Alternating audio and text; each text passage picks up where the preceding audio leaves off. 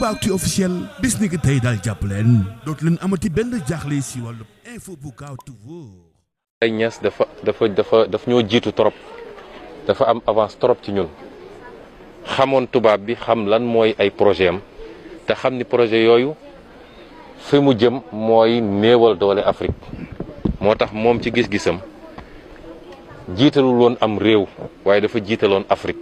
moo tax ñu bëri dañ naan li mu am taalibe Nigéria wala Ghana wala feneen moo ëpp li mu am taalibe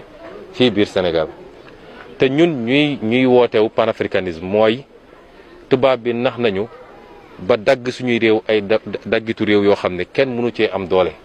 Sénégal 196 kilomètres carrés la réew mu ndaw la Gambie su ma juumul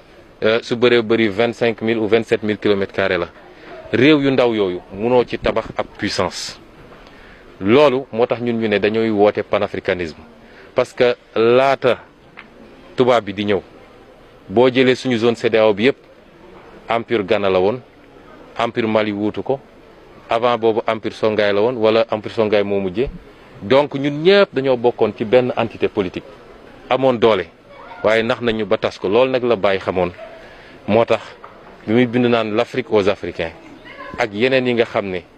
te mu feeñal ko ci doxalinam daa di ne duñ ma tëj ci benn réew fu ne mu dem fa samp fa daara am fa njaboot loolu la ñu gis ni